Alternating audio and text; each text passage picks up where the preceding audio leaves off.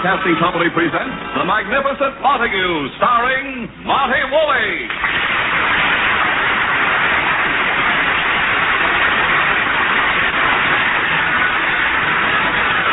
Edgar Montague, the Magnificent Montague, or as he modestly puts it himself, the greatest living Shakespearean actor on the stage, today is a broken man.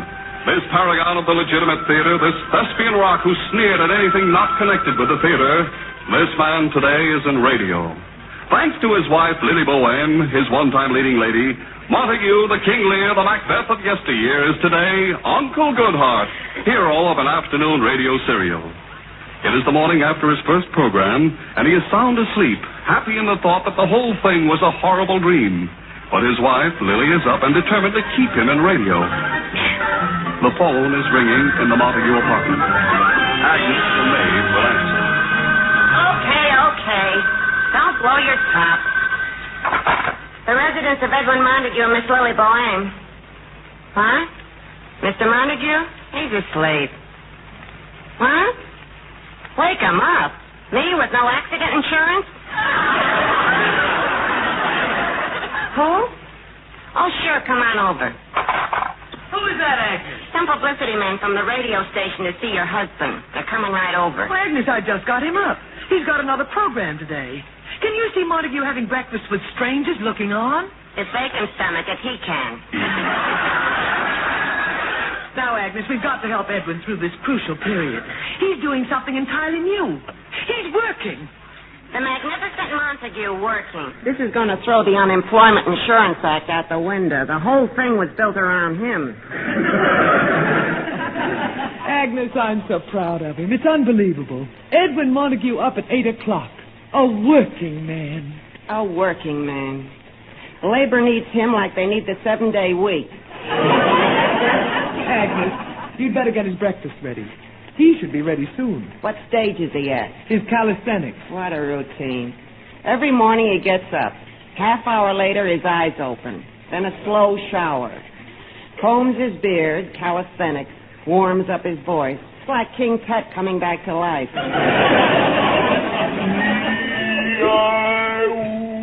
They're off at Rockingham.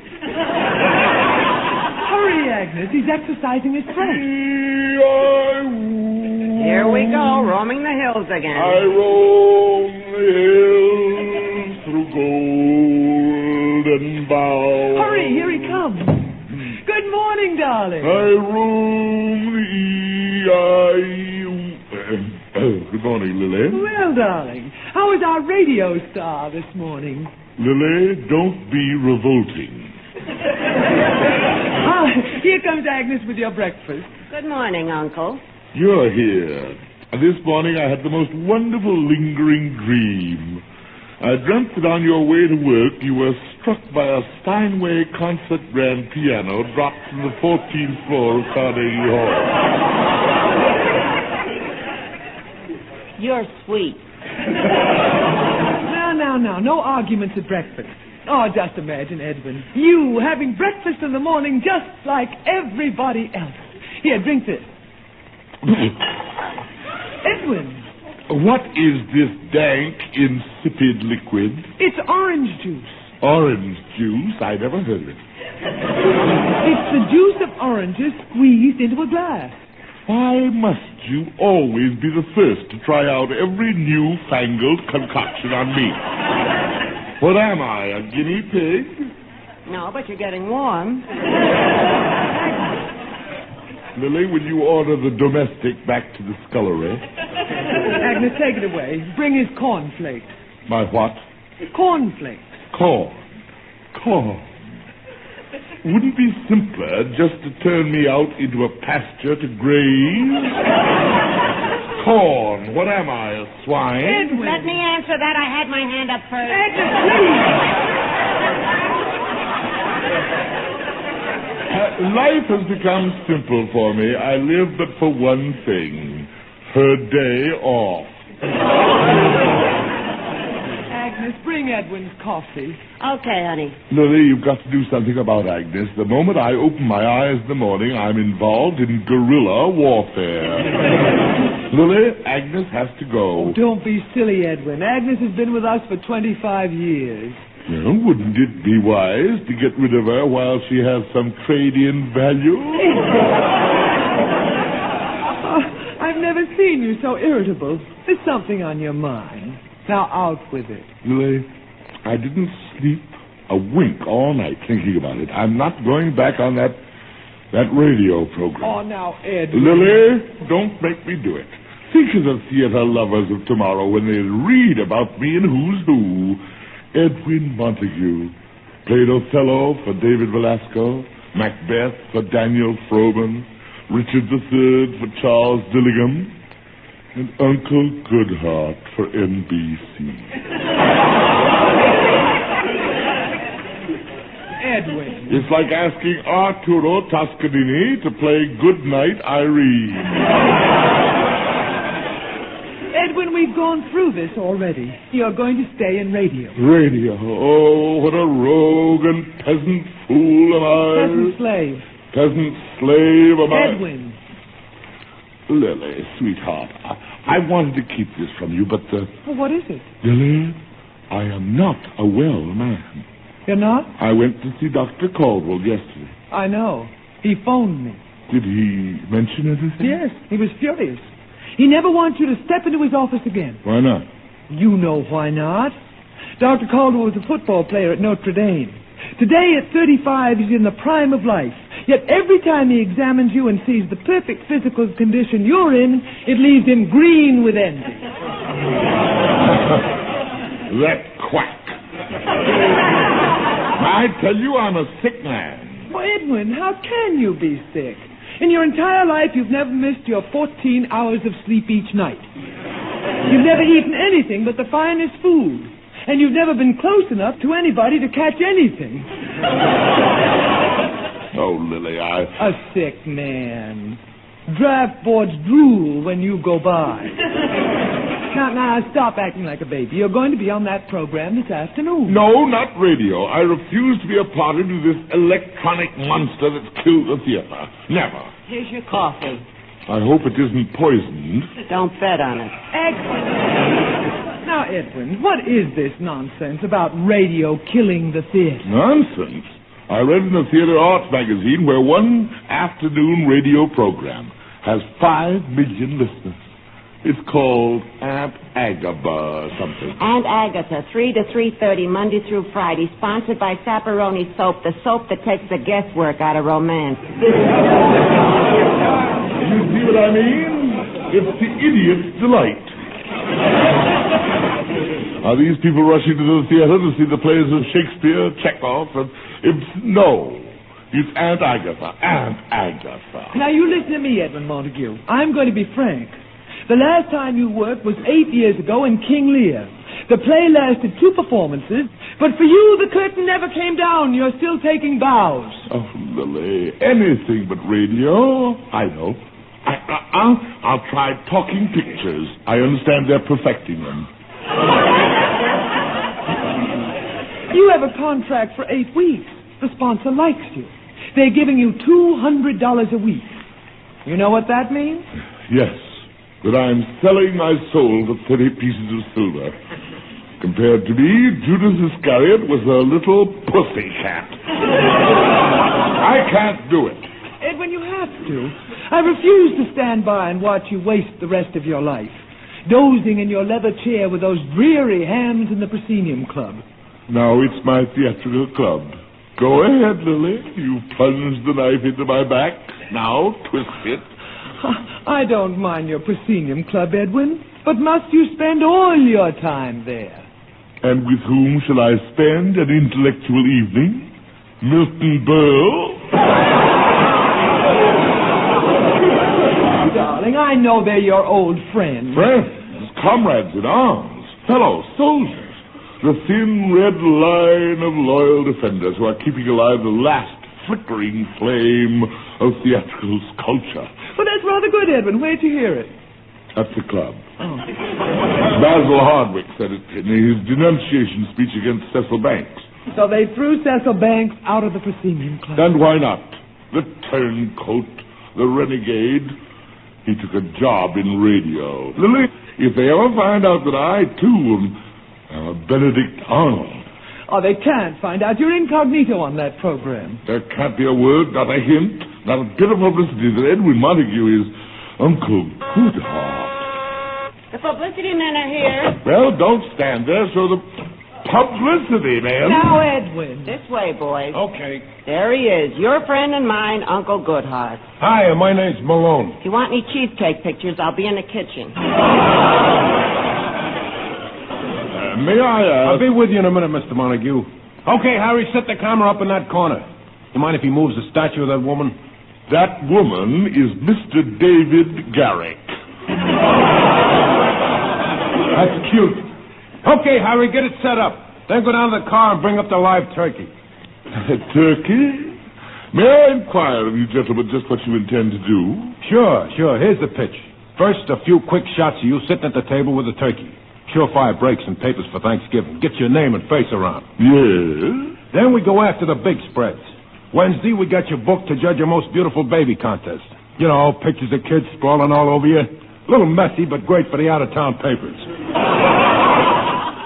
Shows how Edwin Montague puts the heart in Uncle Goodheart. You get it? Yes? Then we hack out a few stories for the columns. How radio took Edwin Montague, a little-known actor, out of obscurity and put him in the public eye. Stuff like that. Yes? Then we take you around so you've seen it all the best places.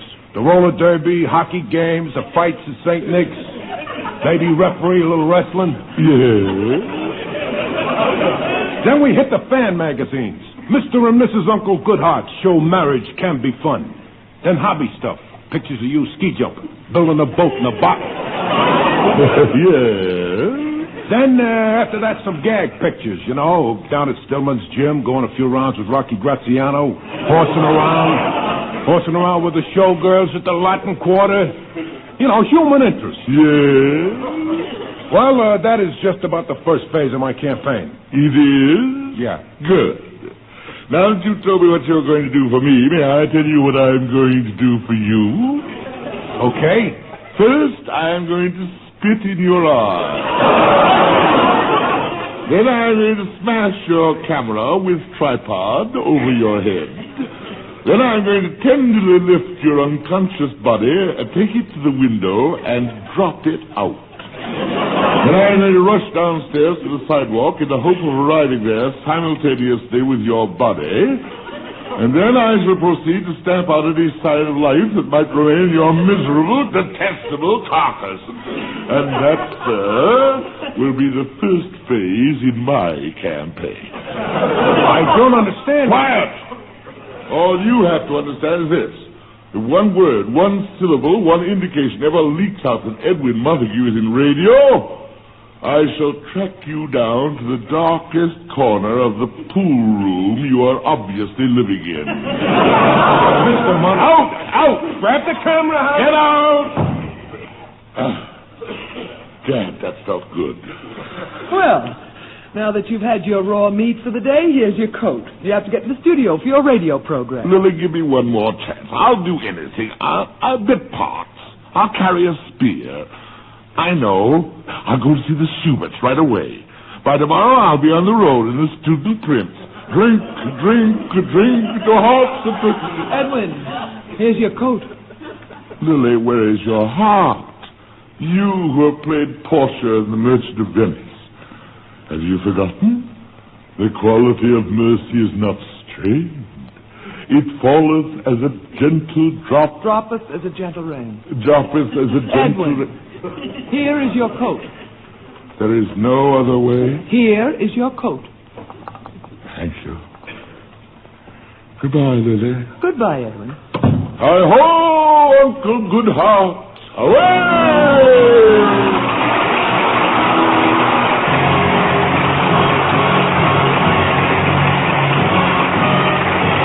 Tonight is the night for Duffy's Tavern. The welcome mat is out at Duffy's Tavern, and your host will be the ungrammatical Archie, played by Ed Gardner. Duffy won't be there as usual, but he will be represented by his undeniably charming daughter, Miss Duffy. Clifton Finnegan and Eddie the waiter will also be on hand to join in the mischief which Archie will undoubtedly cook up. Yes, the chimes are your invitation to top Friday evening listening later tonight with Duffy's Tavern over most of these NBC stations. And a reminder, this Sunday on NBC, it's The Big Show once again. An hour and a half of the best in comedy, music, and drama.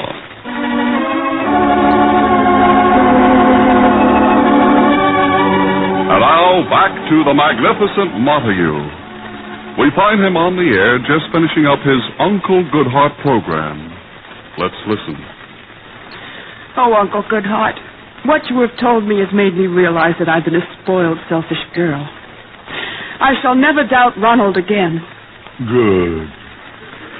Yes, thanks to you, Clarissa and I are going away to build a new life together in Pittsburgh. Good. We're leaving today.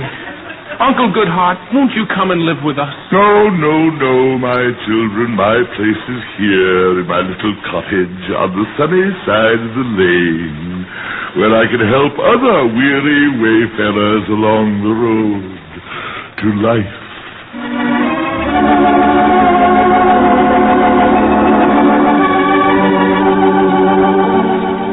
So ends another episode of Uncle Goodhart, brought to you by Shalimar Soap.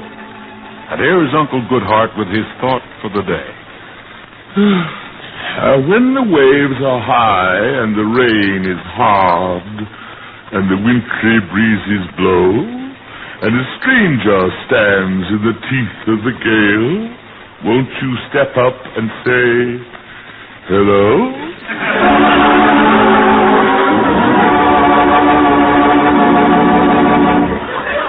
Okay, Mr. Montague, we're off the air. There must be a limit to what the human stomach can endure. Mr. Montague! Mr. Montague! You remember me? Must I?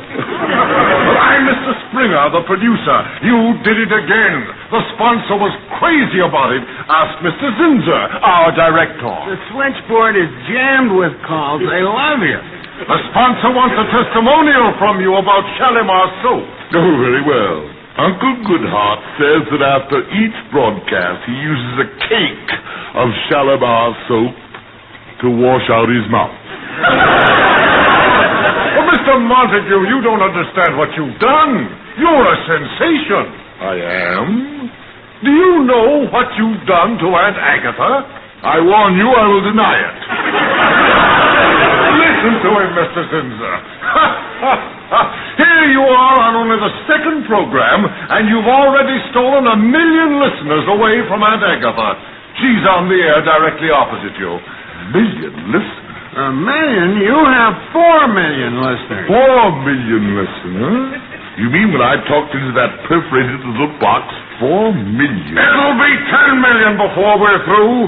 We'll drive Aunt Agatha off the air. 10 million listeners?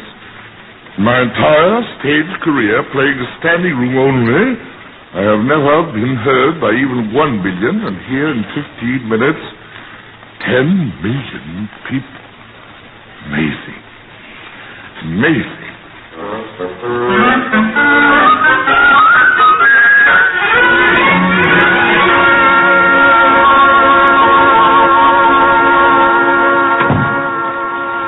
Just a cottage full. Oh, good morning, Edwin. Good morning, Lily. You've got my orange juice and cornflakes ready. Yum, yum, I'm starved. Well, you go ahead, Edwin. I'm sorting your mail.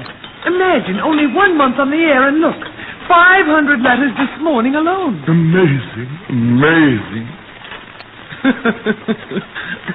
What's funny, dear? Oh, this letter here from a lady in Sheboygan, Wisconsin. Listen. Dear Uncle Goodhart, I'm in love with an unemployed paper hanger. My parents want me to marry the manager of an A&P store. Dear Uncle Goodhart, what shall I do? Marry for love or money? What is so funny about that? Edwin. Because the poor, confused young lady turns to the only person she has faith in, the one voice on the air she feels is a friend. Is this something to laugh at? Edwin. Really, Lily, I'm shocked at your callousness. Edwin, I felt this coming on, but I was afraid to admit it even to myself. Edwin Montague, you're taking this Uncle Goodhart seriously. Lily, the whole thing seems to have escaped you. You don't seem to understand what's happened. I took a cold, shapeless character on a piece of paper and breathed life into it. I gave depth, understanding, sympathy. Edwin, what's happened to you? Lily, this is 1950. You must keep up with progress. I tell you, Lily, radio is the coming thing. The coming thing? Yes, and I thank my lucky stars that I had the foresight to get in on the bottom floor. The bottom floor? Please, now the subject is closed. Agnes? Yes, Uncle. Will you be so kind as to remove that sapperoni soap from my bathroom? Oh, now, really, Edwin. Must the first thing that greets my eye every morning have to remind me of that Aunt Agatha? Oh, no. You're not starting on Aunt Agatha again. Edwin, you're a huge success with 10 million panting listeners. And Aunt Agatha went up to 11 million. 11 million drooling morons who would rather listen to that horrible creature than the first truly artistic program in radio, Uncle Goodheart. Edwin. Lily, I never hated anyone before, but this Harrison, this slattern, this tear-jerking female imbecile, she's corrupting the nation. Edwin, I can't understand you. Of course you can't, Lily. But it's not your fault. You're cooped up in your office at the Women Bird Watchers of America. You're out of touch with modern living. Edwin, when I retired from the stage, joining the Women Bird Watchers of America gave me a new interest in life. You have your work, I have mine. I know. But if you could only see how radio works, can't you take just this one afternoon off from your bird watchers and see one of my broadcasts? I can't, dear, especially not now. The office is in an uproar. The starlings are leaving for the south. Well, let somebody else wave goodbye to them. I'm sorry, Edwin. Oh, I'll get it. Hello? One moment. It's for you, Edwin. It's Malone, the publicity man. Give me that phone. Malone, you lying, despicable worm. Why wasn't Uncle Goodheart mentioned in Winchell's column this week? And where were those big newspaper breaks you said I'd get yesterday? 4 o'clock in the morning. I dragged myself down to the Fulton Fish Market to crown Miss Soft-Shell Crab. All I see in the papers are mentions of Aunt Agatha. Malone, get on the ball. Let's see some action. Not one line in the morning paper. Oh, Edwin, all this publicity. What if the Proscenium Club finds out? Oh, not a chance. It's all in the name of Uncle Goodheart. No pictures. I've taken every precaution. At Radio City, I used the freight elevator. Well, Edwin, I might as well show this letter to you now. It's from Jarvis, president of the Proscenium Club. Where is it? Oh, no. He wants to see me today. Lily, they couldn't have found out. They couldn't have found out.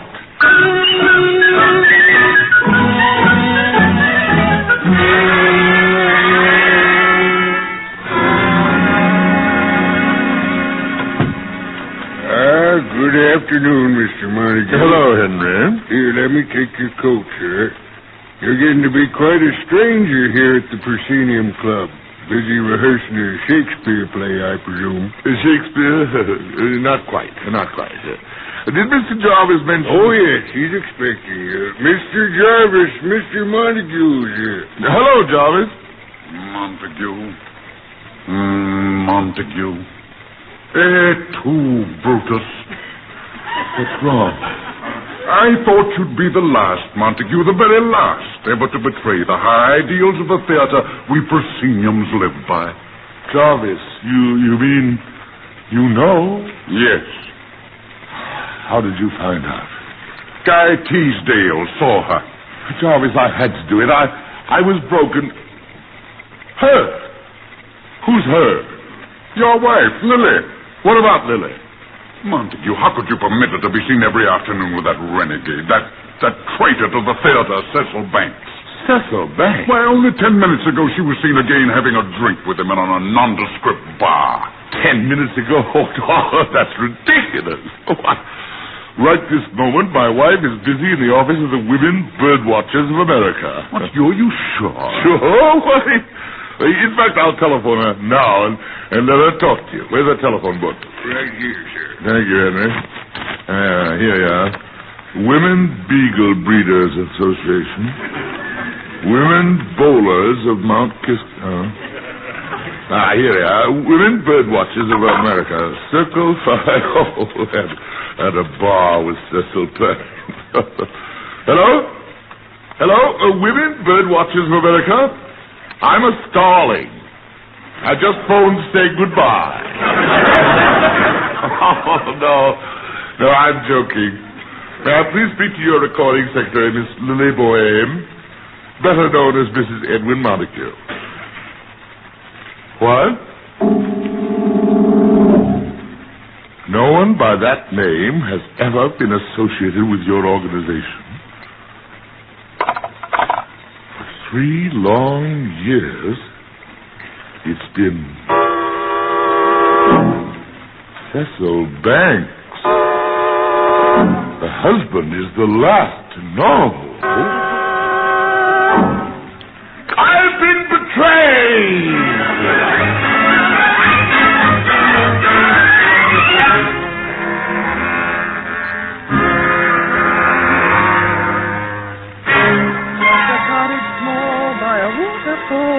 Oh, it is kind of catchy, isn't it, Agnes? Oh, it's real gone. Say, for a woman whose husband didn't come home last night, you seem in a cheerful mood. Well, Henry called. Edwin stayed at the club last night. Oh, it's good to see him take an interest in the theater again. He was going overboard on Uncle Goodheart. I'll get the door. Here's Uncle now. Good morning, Agnes. Lily. Good morning, darling. She sings. Did you have a good night's sleep, sweetheart?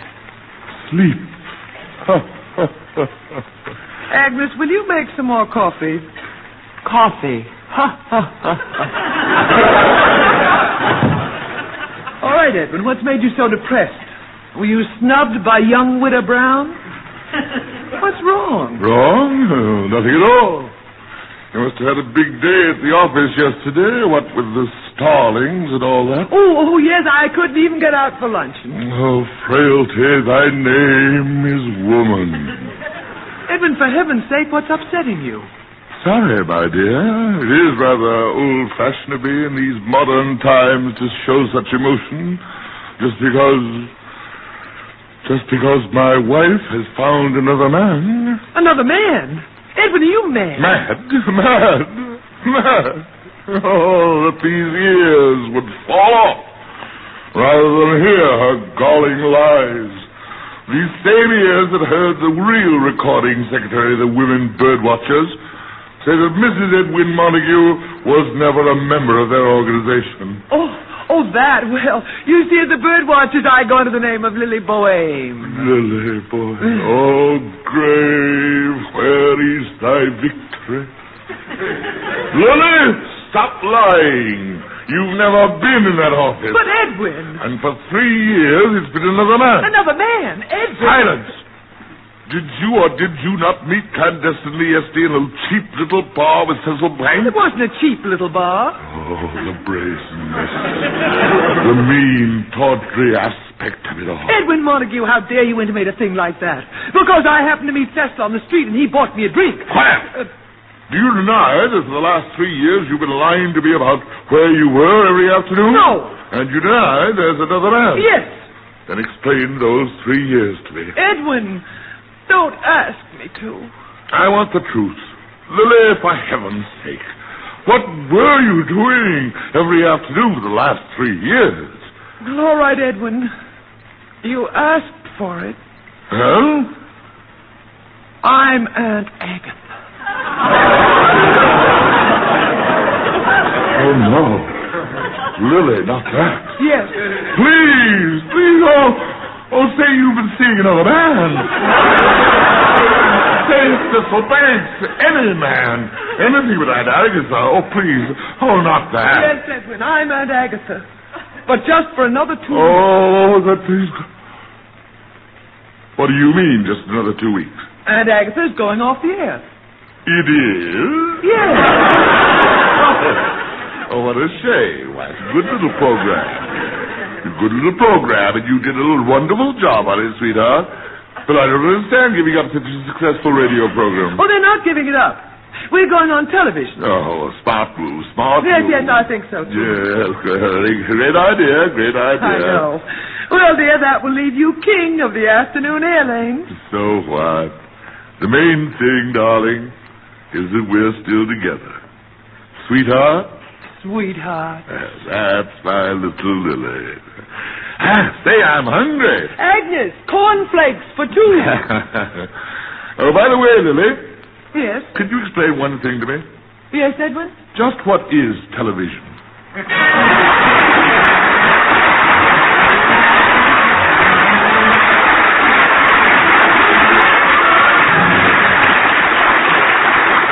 Join us again next Friday, same time, same station, for another visit with the Magnificent Montague, starring Monty Woolley, written and directed by Nat Hiken. Lily Boheme is played by Ann Seymour. Agnes is played by Pert Kelton. Also heard today were Johnny Gibson, John Griggs, Art Carney, Gavin Gordon, Anita Anton, and Bob Hastings. Jack Ward was at the organ. Your announcer, Don Pardo.